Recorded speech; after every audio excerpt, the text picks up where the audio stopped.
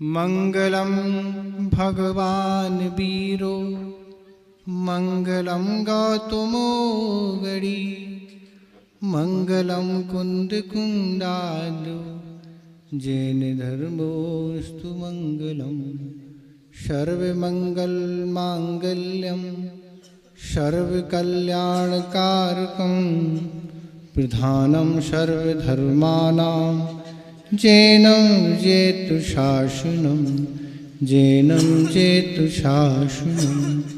देवादिदेव खजाराट श्री पारसनाथ भगवान की, परम पूज्य आचार्य गुरुदेव श्री विद्यासागर महाराज की, आचार्य श्री समय सागर महाराज की, मुनि श्री विमल सागर महाराज की, उत्तम मार्दव धर्म की, पूज्य मुनि श्री 108 अनंत सागर जी मुनि महाराज की, समस्त मुनि संघ की।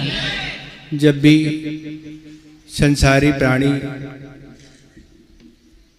के कोई व्यक्ति अनुकूल नहीं रहता है तो उसके मन में हमेशा यह विचार आता है कि इसको मारना है,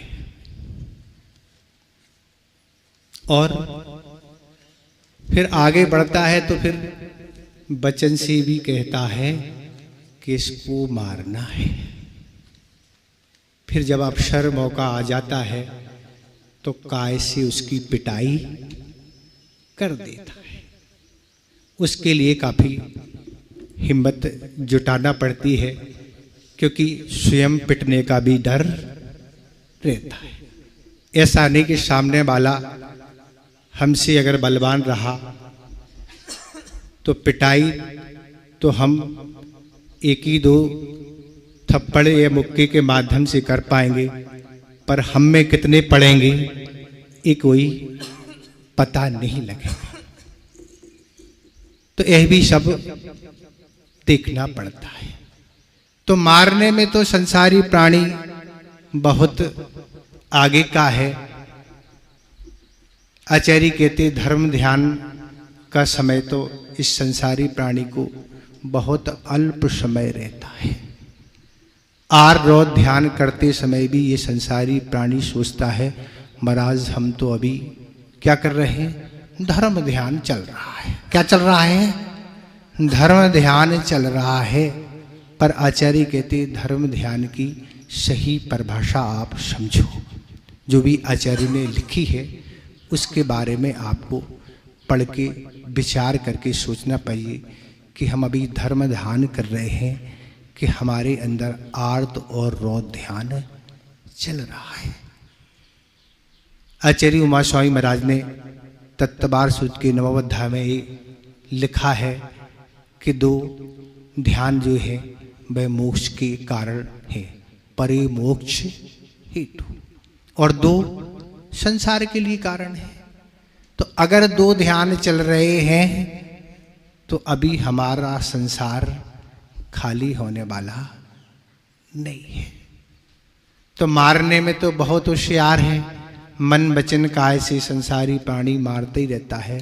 पर आचार्य कहती उसको नहीं मारना है, मारना है तो किसको? अपन जो मान कर बैठी हैं, मान कर रहे हैं, उसको मारना है। उसको अगर नहीं मारेंगे तो इस संसार का कभी अभाव होने वाला नहीं है, ना किसी का हुआ है और ना होने वाला है। इस तरह से ये आज उत्तम मार्दव धर्म है। वो उत्तम शब्द किस लिए लगाया? सिर्फ मार्दव धर्म ही रख दी थी, पर उत्तम लगाने का यही हेतु है कि ये मार्दव धर्म का जो हमें पालन करना है वो बिना ख्याति पूजा लाभ के करना है। हम मार्दव धर्म का पालन किस लिए करें? ये आत्मा का स्वभाव है, आत्मा को प्राप्त करना है। इसलिए नहीं कि हम मार्दव धर्म का पालन करेंगे, हम किसी की विनय करेंगे तो लोग हमारी प्रशंसा करेंगे, बड़ी इनके अंदर विनय है। तो विनय तो कोई भी कर सकता है, बहिरंग विनय तो कोई भी कर सकता है, पर आचार्य कहते अंतरंग विनय को करना है। आचार्य महाराज ने एक बार कहा था कि जो दूसरे की विनय कर रहा है वह अंदर से मान को फोड़ के आया है। बिना मान को समाप्त किए कभी किसी की विनय, अंतरंग बहिरंग तो आदमी कुछ भी कर सकता ना, बहिरंग में तो बहुत कलाकार है आदमी, और मनुष्य टेढ़ा इस संसार में कोई व्यक्ति नहीं है। मनुष्यों में ऊपरी ऊपरी भी व्रत रह सकते, नियम संयम रह सकते हैं, पर तिरंचों में इस प्रकार कभी नहीं होता। तिरंचों में जो भी व्रत नियम संयम होंगे वो अंतरंग से ही होंगे और बहिरंग से ही होंगे। पर मनुष्यों में ऐसी कलाकारी होती है कि दिखावे के लिए तो सब कुछ करने के लिए तैयार है। महाराज एक फोटो बस निकल जाए, बस फिर क्या हो गया, फिर तो स्फूर्ति कितनी आती है महाराज, फिर तो उसका कोई हिसाब किताब नहीं। तो इस तरह इस मान को मारना है। जब हमारे अंदर उत्तम मार्दो धर्म आएगा, और उत्तम मार्दो धर्म हमें लाना ही है। बिना लाए हम इस संसार से पार नहीं हो सकते। आज तक इस धर्म का पालन नहीं किया, इसलिए हम इस संसार में बने हुए हैं। महाराज हर वर्ष प्रतिदिन वर्ष तो हम सुनते ही हैं, टीवी पे भी आ रहा है, पंडाल में भी सुनते हैं और भी सुनते रहते हैं। इस वर्ष और सुन लेते ना, ऐसे ही तो वर्ष निकालना है ना। हम लोग खिमलासा वाले हैं महाराज, बहुत आगे के लोग हैं। आचार्य कहते आप कितने ही आगे के बने रहो, कर्म सिद्धांत से बढ़कर दुनिया में कोई वस्तु नहीं है।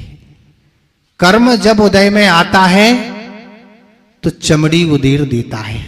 कोई भी दुनिया का कितना शहंशाह हो, चाहे वो तीर्थंकर क्यों ना हो। आदिनाथ भगवान को जब वह अंतराय कर्म का उदय आया तो उन्हें भी 6 महीने ऐसे ध्यान काल में बैठने के बाद, तीर्थंकर की कितनी विशुद्धि होती होगी, उत्कृष्ट विशुद्धि वाले तीर्थंकर प्रभु होते हैं। उनका ध्यान और हमारा हम आपका ध्यान बहुत कठिन है। तो उनका उत्कृष्ट ध्यान से भी वह कर्म गया नहीं, और फिर 6 महीने ध्यान के बाद भी वह आहार को उठे, पर वह लगातार 7 महीने कुछ दिन भी अंतराय अपना बना रहा। तो तीर्थंकर को जब नहीं छोड़ा तो हम आप कौन लगते हैं ना। कर्म तो बड़ा मजबूती से जमा हुआ व्यक्ति है, जो आपके किसी फुसलाने से फुसलने वाला नहीं है। आप कोई बंडल पकड़ा दें, जहाँ यहाँ कहीं एक बंडल पकड़ा दें, 2 बंडल पकड़ा दें, थैला दे दें, वहाँ कोई सपोर्ट नहीं चलती, वहाँ कोई रिश्वत नहीं चलती। अगर वह निर्जीर्ण होता है तो अपनी भाव और विशुद्धि के माध्यम से ही निर्जीर्ण होता है। आप चाहें तो उस पाप को पुण्य रूप में भी बदल सकते हैं। ये आपकी विशुद्धि पर आधारित है। कर्म जिस रूप में बंद हुआ उस रूप में ही फल दे, ये कोई नियम नहीं है। अगर ये नियम बन जाए तो इस संसार से कोई मुक्ति नहीं हो पाए। और आप उस पाप को जब पुण्य रूप में बदल सकते तो पुण्य को पाप रूप में भी बदल सकते। वह भी आपकी विशुद्धि जब घटेगी तो वह पुण्य भी आपका पाप रूप में उदय में आ जाएगा। तो इस तरह की स्थितियां होती हैं। पारसनाथ भगवान जो मुनि अवस्था में थे, जो तीर्थंकर बनने वाले थे, जब गर्भ में आए थे, जब उनको 15 महीने तक रत्नों की वर्षा होती रही, पर अब क्या हो रहा है, अब पत्थर बरस रहे हैं। बताओ क्या हो रहा है महाराज, कहाँ गया वह सौधर्मिंद। तो आचार्य कहते कर्म की तीव्रता में न सौधर्मिंद काम करता है न कोई काम करता है, जो भी है सो भोगना ही पड़ता है। तो इस तरह की वह स्थितियां हैं व्यक्ति के अंदर। मान और मनुष्यों में तो मान पाई जाता है, नारकियों में क्रोध की मुक्तता पाई जाती है, देवों में लोभ की मुक्तता पाई जाती है, त्रियंचों में मायाचारी की मुक्तता पाई जाती है, और मनुष्यों में मान की मुक्तता ही पाई जाती है। आचार्य महाराज कहते थे कि बच्चा भी को भी अगर सम्मान के साथ दूध नहीं पिलाया जाए तो वो भी बाहर कर देता है। वह भी क्या है, उसके अंदर भी अभी मान है, सम्मान के साथ देंगे। पर आज का व्यक्ति सम्मान खोता जा रहा है। जहां उसकी रुचि है वहां वह सम्मान नहीं कराना चाहता है, वह तो कुछ भी कर लेता है। तो इस तरह से यह उत्तम मार्दव धर्म है। तो महाराज हर वर्ष सुनते हैं तो आपका भी सुन लेते हैं। हम तो महाराज खिमलासा वाले हैं, आप कहीं वाले हो। प्रक्रिया तो वही है, उस प्रक्रिया से सबको चलना होगा। जो आगम की आज्ञा है, जो आचार्य की आज्ञा है, उनके अनुसार हम चलेंगे तो बहुत कुछ हम प्राप्त कर सकते हैं। और उनके अनुसार अगर नहीं चलेंगे तो क्या है, तेली का बैल तो आप जानते हैं ना। अब तेली का बैल तो चलता नहीं होगा ना। तेली का बैल सुबह से शाम तक यात्रा करता है और शाम को वह जब जो भी उसका मालिक पट्टी निकालता है तो वो सोचता है बहुत यात्रा हमने कर ली होगी, पर देखता है जहाँ हम थे सुबह वहीं के वहीं हैं। इस तरह ये संसारी प्राणी की यात्रा है, क्योंकि करने को बहुत कुछ कर रहा है, बहुत कुछ कर रहा। महाराज बहुत धर्म, हम दिन भर सुबह से शाम तक धर्म के अलावा कुछ करते ही नहीं ना, पर कर रहे हैं आप। मैं छात्र भी पेपर में जो प्रश्न पूछे जाते हैं वह लिख कर आता है और घर आके वह प्रश्नों के जो उत्तर हैं देखता है और अनुमान ही लगाता है कि नहीं, नब्बे आने वाले नहीं, ये तो पक्का है, क्योंकि इसमें से कम करते ही 10 से ज़्यादा कम हो नहीं पाएंगे। पर जब रिजल्ट आता है तो पता पड़ता है कितने विषय में सप्लीमेंट्री आई है। अपने हिसाब से नंबर जोड़ना कोई कलाकारी नहीं, वो तो कोई भी जोड़ लेगा ना। तो कर्म सिद्धांत क्या कहता है, तुमने किस तरह से धर्म किया है, किस तरह उत्साह पूर्वक तुमने धर्म किया है, किस रुचि से किया है, किस दिखावे से किया है, उस परसेंट में ही वह पुण्य बंधने वाला है। नहीं तो देव तो बन जाओगे, पर देवों में भी हाथी बनते हैं ना, घोड़ा बनते हैं। देव तो बन जाओगे, देव गति अच्छी तो है, पर सभी देव सिंहासन पर बैठने वाले और आर्डर चलाने वाले नहीं होते हैं। वो भी देव होते हैं जिन पर बैठ के देव जाते हैं। कहाँ जाते हैं, जहां जाना हो। तुम्हें तो बनना तो बनना ही पड़ेगा। ये देव दुर्गति कहलाती, दुर्गति है ना। ऐसे घोड़े हाथी बनते हैं, क्या बनते, जो बनाना वो तो उनका ऑर्डर है, क्या बनाना वो जो कहेंगे वो बनना पड़ेगा। नहीं, हम नहीं बनेंगे। ये नई वाली बात तो मनुष्यों में फिर भी हो सकती है, देवों में तो स्वीकार करना ही होगी। तो इस तरह है उत्तम मार्दव धर्म है महाराज, इसको मारना है। जो मान बैठी एकड़ बैठी है, अगर कार किराए की कार हो तो बैठने की स्टाइल ही अलग होती है महाराज। और आचार्य महाराज कहते सोने की गले में चैन हो तो वो शर्ट के बाहर निकाल लेते ना, लोग देख लेना। यही तो मान है ना। हमारे पास भी चैन है ना, भले हम चैन से बैठते नहीं, बेचैन दिन भर रहते हैं, पर हमारी गले में क्या डला है, चैन नहीं, साकल डली हुई है ना। तो इस तरह मान हमारा कहाँ उद्वेग हमें दिखा रहा, ये तो स्वयं सोचने की बात है। ये तो स्वयं हमें परीक्षण करना है, कोई हमारे बारे में क्या सोच रहा है।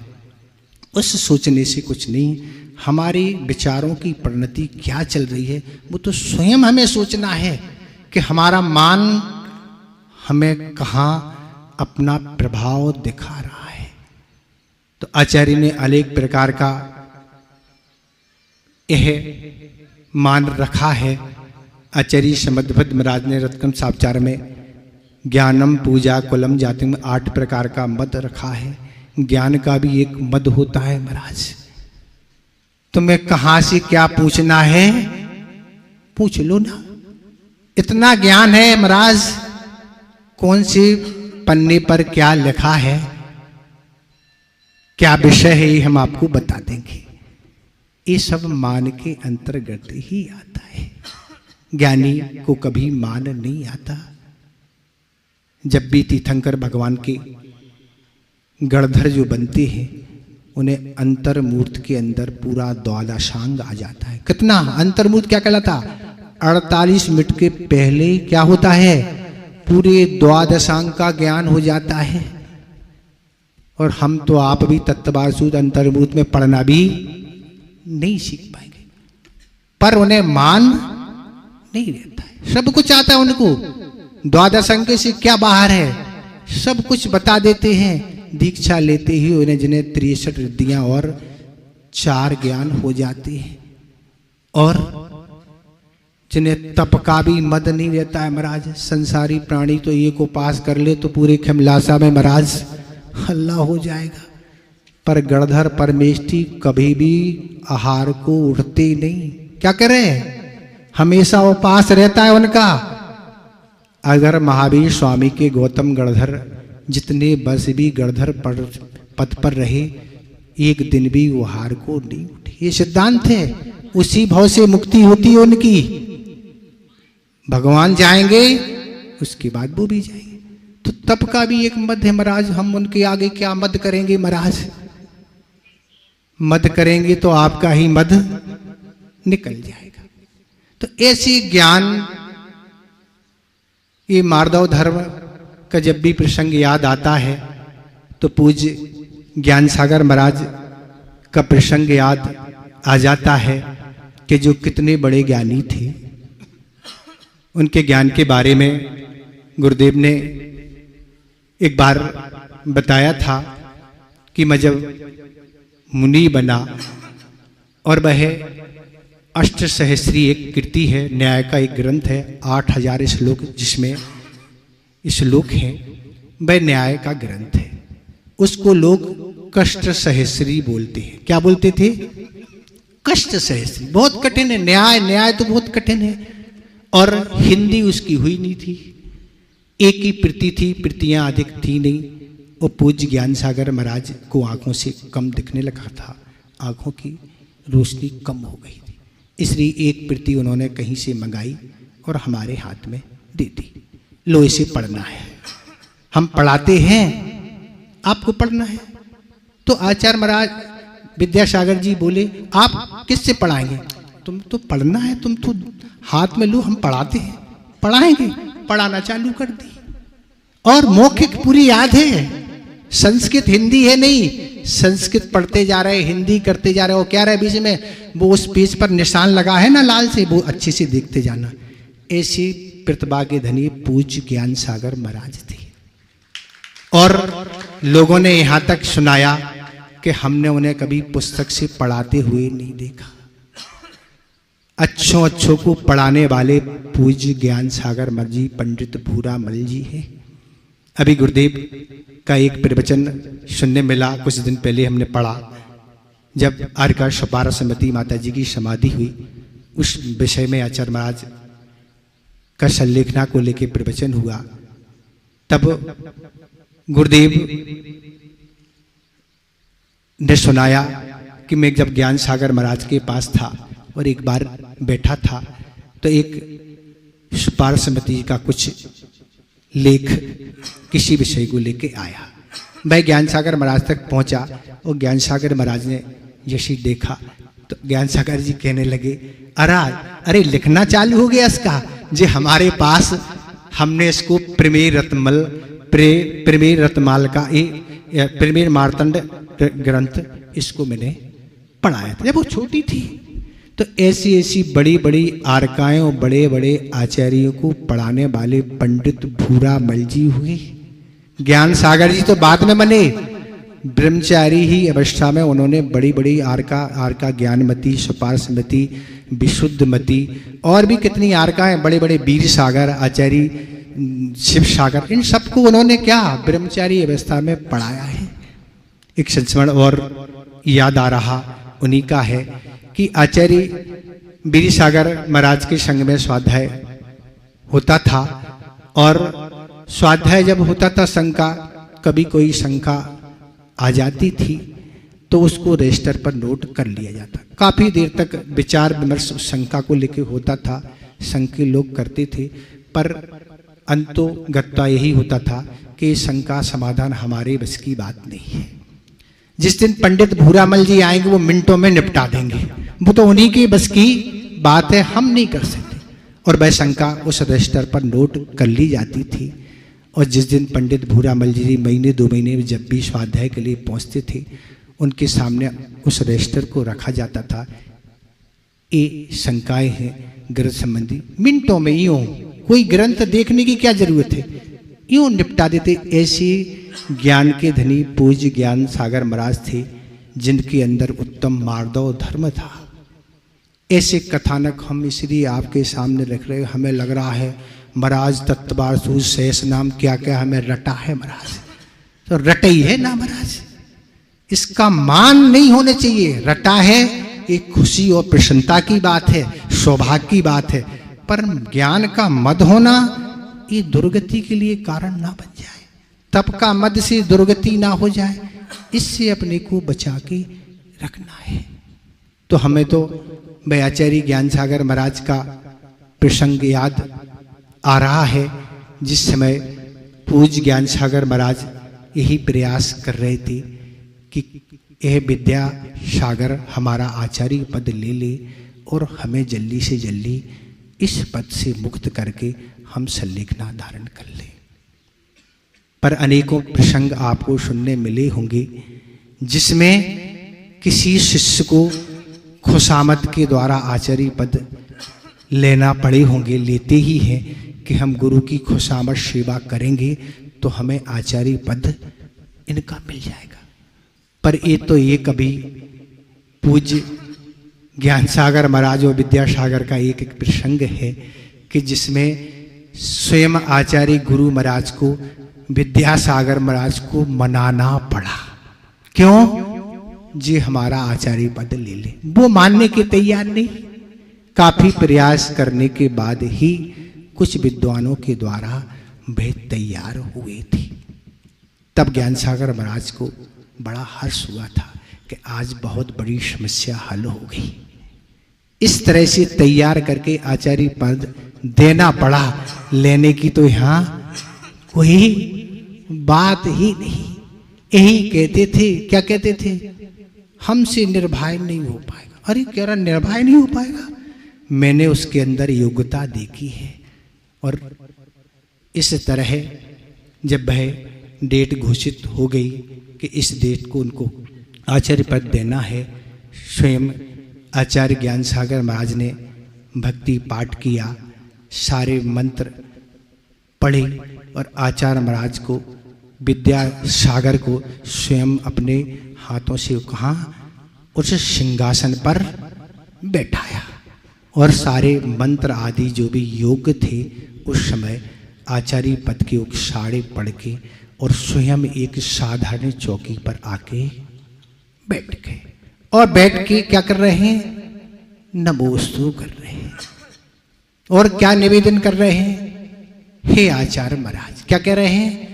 हे आचार्य महाराज, हमें अपने संग में रहने के लिए स्थान प्रदान करें और निरापक आचार्य बन के हमारी संलेखना कराएं। एक साधारण चौकी पर बैठकर क्या कर रहे हैं? निवेदन कर रहे हैं। जिस गुरु ने आज तक चलना, आचरण, ज्ञान, व्रत आदि सब कुछ सिखाया है, सब कुछ ज्ञान सागर महाराज ने सिखाया है, वही आचार्य पद त्याग करके साधारण चौकी पर बैठ के क्या कर रहा है? निवेदन कर रहा है। बहुत सरल बात आपको लग रही होगी। जितने भी सभा में बैठे लोग हुए थे वे सारे आंसू बह रहे थे। क्या?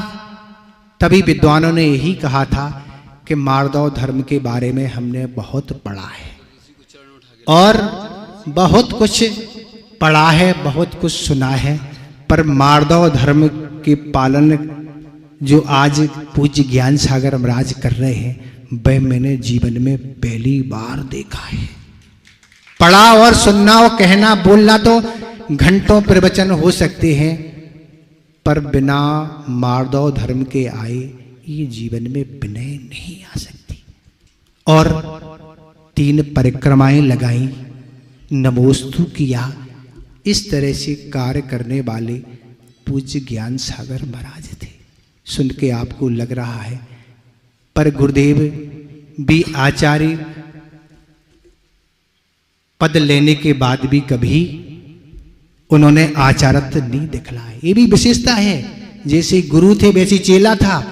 आचार्य बन गए हों, वो रुआब छोड़ने लगी, कभी नहीं। वो भी आचार्य होते हुए भी आचार्य ज्ञान सागर महाराज के पैर पड़ते थे। आचार्य होते हुए इनमें भी नम्रता में कोई कमी नहीं थी, उनमें भी मार्दव धर्म की कोई कमी नहीं थी।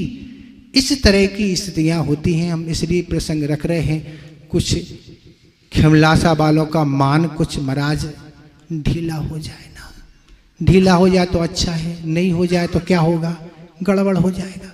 हम बीच में एक सिद्धांत दृष्टांत सुनाने वाले थे, भाई हम याद आ रहा है कि महाराज एक दृष्टांत था कि एक विद्वान थे, वह किसी गांव में स्वाध्याय कराया थे और गांव के आसपास के लोग स्वाध्याय सुनने के लिए आते थे। प्रतिदिन स्वाध्याय होता था। एक दिन किसी कारणवश एक सेठ जी स्वाध्याय में विलंब से आए। तब विद्वान महोदय ने पूछा, स्वाध्याय पूर्ण हो गया, कि सेठ जी आज आप विलंब से आए? हाँ, इसलिए विलंब से आए, हम जैसे ही स्वाध्याय सुनने के लिए आने के लिए तैयार हुए, हमारा नाती था एक, वो भी हमसे कहता है हम भी चलेंगे स्वाध्याय सुनने। उसको मनाना पड़ा, कुछ पैसे देना पड़े, समझाना पड़ा, तब वो मानने की तैयार नहीं था। वो कहता हम भी चलेंगे। तो विद्वान ने कहा ले आते, क्या दिक्कत थी? तो वो कहते, सेठ जी कहते, पंडित जी बात ऐसी है, हम तो पल्ला झाड़ना सीख गए, पर वो नाती अभी पल्ला झाड़ना जानता नहीं। तो विद्वान कहते हम इसका अर्थ नहीं समझे, इसका क्या करता अर्थ? तो इसका अर्थ वह बोले, सेठ जी इसका अर्थ ही है, हम प्रवचन सुनने, शास्त्र सुनने प्रतिदिन आपके पास आते हैं, पर जितना भी होता है वो हम यहीं झाड़ के चले जाते, हम कभी लेके नहीं गए आज तक। पर वो नाती आज तक भी सीख नहीं पाया। आता वो पल्ला झाड़ना उसने सीखा नहीं, कहीं कुछ ग्रहण कर लेता, वो बैराग होके दीक्षा लेता, ले लेता, बहुत दिक्कत हो जाती। इसलिए पंडित जी हम उसको नहीं लाए। शायद खिमलासा वाले भी ऐसे ही करते हैं, नहीं करते, वो तो वो ही जाने, हमें नहीं पता है। पर इस तरह की मानसिकता ना बनाएं। एक एक वर्ष निकल रहे हैं, एक दिन के लिए ही उत्तम मार्ग धर्म है ये नहीं, ये तो जीवन में हर समय रखने की बात है। इसलिए हमने ऐसे आदर्श लोगों के जो भी विषय हैं, जो इन्हें पालन किया, उनका हमने समक्ष रखा। और जो दुर्गति के पात्र हुए हैं वो भी उदाहरण आपके सामने हैं। दोहले पहलू हमने रख दिए, ये जो लाइक जो आपको पसंद हो। दूसरा आ गया है, दूसरा रावण का आप देख लें। जैसे ही रावण युद्ध के लिए तैयार हुआ और विभीषण ने ज्यों देखा कि भैया युद्ध के लिए तैयार है, त्यों विभीषण ने विनम्रता पूर्वक कहा, हे भाई मान जाओ। अभी भी रावण भी, राम भी किसी भी ताकत से आपसे कोई कमजोर नहीं है, किसी भी। इसलिए उनकी पत्नी आदर के साथ लौटा दो और समन्वय करके अपना अच्छा जीवन करो। पर वो क्या कहता है, नहीं, ऐसे लौटाने वाले हम नहीं हैं। अगर राम और लक्ष्मण को मैं जीत लूंगा तो लौटा दूंगा, पर ऐसे लौटाने वाला नहीं हो कि लोग क्या कहेंगे। समस्या ये 26वीं कसाई आ गई ना, अभी तो 25 ही थी ना, अब एक 26वीं आ गई, लोग क्या कहेंगे, ये तो असमर्थ है। मंदोदरी ने भी खूब समझाया कि हम लोग विधवा हो जाएंगे, पर आचार्य कहते मान कषाय जब अंदर बैठती है झुकता नहीं। मान का अर्थ क्या है, अपने से दूसरे को तुच्छ समझना। तुम हमारे आगे ना ज्ञान है, ना धन है, ना तप है, कुछ नहीं, तुम तुच्छ हो। इसी को कहते हैं मान कषाय। गर्व जिसके कहते हैं प्राउड, इंग्लिश में क्या बोलते हैं, प्राउड। इस तरह समय आपका हो गया, इतने ही हम जानते हैं। हम तो ज़्यादा सब समझते नहीं, ना ज़्यादा हमने पढ़ा है, ना ज़्यादा सुना है, ना हम कोई प्रवचनकार हैं। बाकी शेष विषय विशेष तो महाराज जी आपको बताएंगे। अहिंसा परमो धर्म की पूज्य मुनि श्री 108 अनंत सागर जी महाराज की।